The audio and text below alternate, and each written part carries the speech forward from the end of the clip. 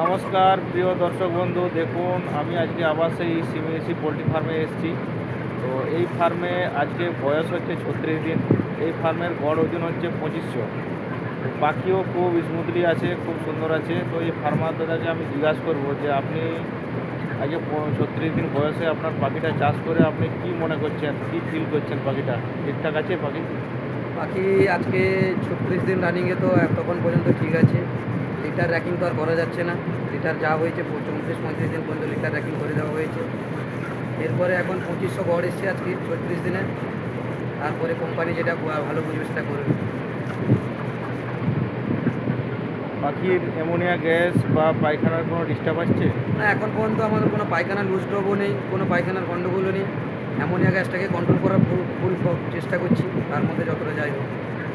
তো এখন যারা সিমিএসি ফার্ম করবো বলে রেডি হচ্ছে তাদের কি করা যাবে? আপনি যেরকম করে আমি বুঝতে চাইছি পারছেন। যারা সেমিএসি ফার্ম করতে চাইছে তারা এসে দেখুক, বুঝুক, তারপর করুক যদি ইচ্ছে হয় তো। কারণ সেমিএসি ফার্ম, লোকাল ফার্ম এখন বৃষ্টিতে পুরো লিটার ভিজে আছে, অ্যামোনিয়া গ্যাস হচ্ছে, পাখি পুরো কাদা হয়ে যাচ্ছে। কিন্তু আপনারা সবাই দেখুন, আমার পাখির কালার দেখুন এবং পাখির এটা দেখুন। এখনও লিটার 35 দিন হলো, আজকে 2500+। এবার লিটারও দেখুন এবং পাখিটাকেও দেখুন কেমন আছে। পাখির পায়খানার কোনো ডিস্টার্ব আসছে কি? না, এখন পর্যন্ত তো সেরকম কিছু নেই। আচ্ছা, এখন অনেক নর্মাল ফার্মে আপনার কিডনির প্রবলেম আসছে, এই ইসি ফার্মে কি কোনো কিডনির প্রবলেম আসছে? না, এখন পর্যন্ত তো আমি কিডনির প্রবলেম কী এবং নর্মাল মোর্টালিটি কী সেই নিয়ে আমি কিছু বুঝতে পারিনি। 2 থেকে এখন 2.5% মোর্টালিটির মধ্যে আছি। এরপরে তো 35-36 আজকে রানিং হয়ে গেল, মানে লিফটিংয়ের সময় চলে এসেছে। এরপরে আর মনে হয় মোর্টালিটিটা নিয়ে ভেবে কোনো লাভ হবে না।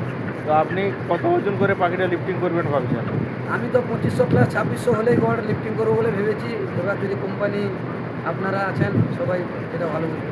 যদি এটা 2600 কি 2700 করে লিফটিং হয় তো আপনি কত টাকা আশা করবেন কোম্পানির কাছ থেকে এই 3500 পাখিতে? 3500 বাকিতে এখন আশা কী করবো আপনারা বলবেন। তো আনুমানিক একটা আনুমানিক 1.5 থেকে 2 লাখ টাকা তো আশা করা যায় আপনাদের কাছ থেকে। আচ্ছা বন্ধুরা, এই ফার্মে টেম্পারেচারটা কন্ট্রোল থাকার জন্য পাখির রোগ কিন্তু খুব কম আসে। মেন ব্যাপার হচ্ছে যেটা নিমাইদা, এই যে আপনাদের যে ব্রয়লার চাষটা ভেন্টিলেশনের উপর পুরোটা যা দেখলাম, আবহাওয়ার উপর চাষ। এই আবহাওয়া যেরকম করতে পারবে সেরকম রোগ জীবাণুর আপনাদের উপর ভরসা। রোগ জীবাণুটা পুরো আবহাওয়ার উপর ডিপেন্ড করে আসে। ভাইরাস বলো, অন্যান্য কোনো ইমিউনিটি পাওয়ার বলো, যাই বলো, রোগ জীবাণু, পাখিটা হাঁপালে, গরম থাকলে, ভেন্টিলেশনের প্রবলেম হলে তবেই তো রোগ জীবাণুটা বাড়ে।